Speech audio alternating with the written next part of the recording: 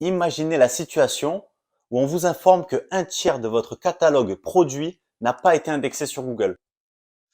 Ou alors, vous mettez à jour des informations importantes sur des pages et vous voulez que Google réactualise ses résultats de recherche rapidement.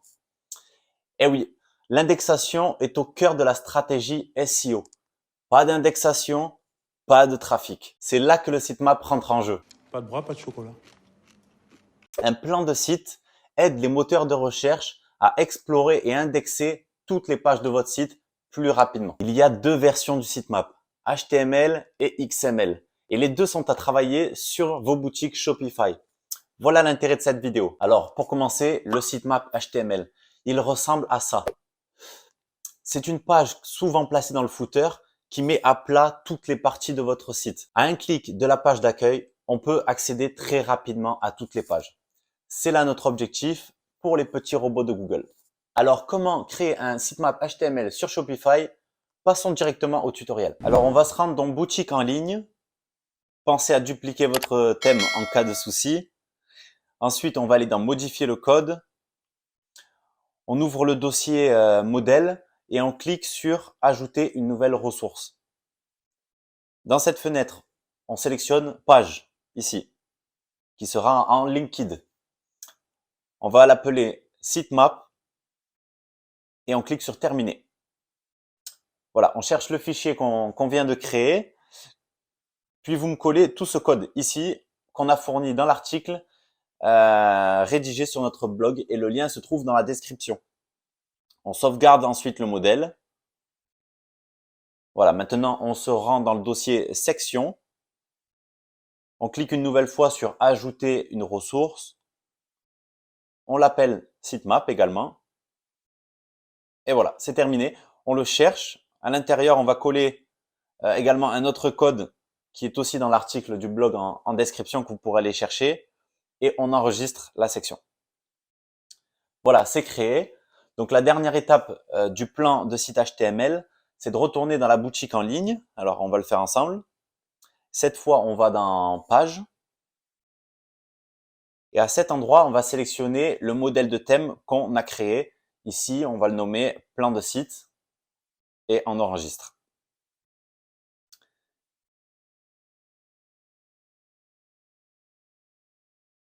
Cette page, on peut la modifier. Pour ça, on va sur notre thème. Donc, on choisit personnaliser. Dans les pages, le modèle sitemap. Et on peut voir ici qu'il y a plusieurs options qui sont proposées. Activer la liste des produits, activer la liste des collections, activer la liste des blogs et des articles.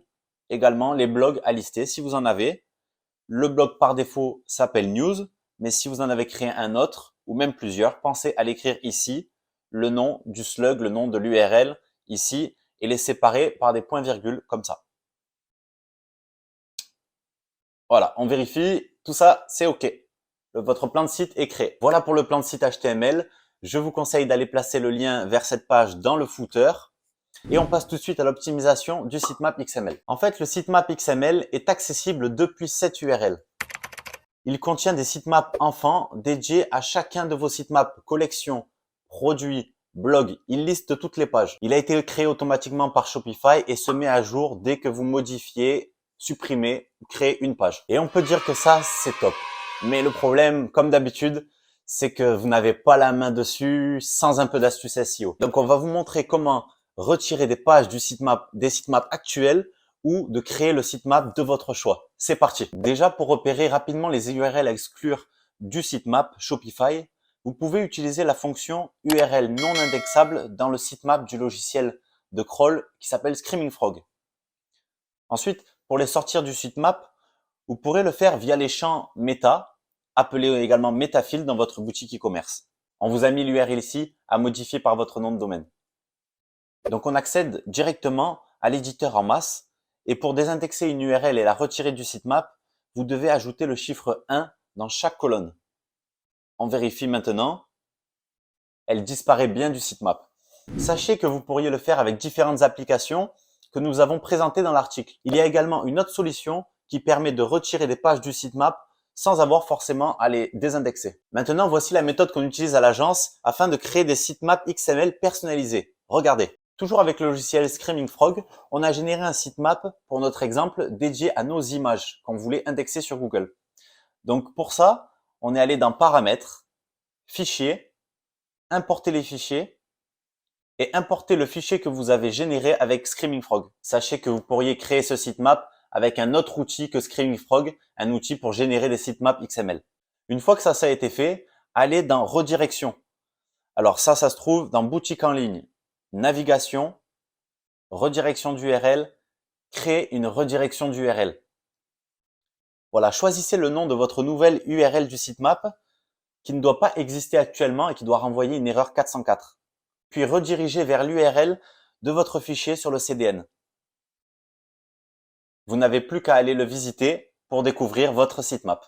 En effet, c'est une méthode de pirate qui résout le fait que Shopify ne nous permet pas de créer ou de modifier un sitemap XML nativement. Mais si un jour c'était le cas, sachez qu'on vous modifiera notre article du blog au fil du temps dès que cette situation s'actualisera. Voilà, ce tuto est terminé. Pensez à aller importer vos nouveaux sitemaps dans la Search Console, dans l'onglet Sitemap, et ça prendra environ une semaine pour que le traitement soit comme statut opération effectuée. Et n'oubliez pas de l'ajouter également à votre robot TXT avec la méthode qu'on vous présente dans la vidéo suivante. C'était Charlie pour le SEO sur Shopify et je vous dis bon travail.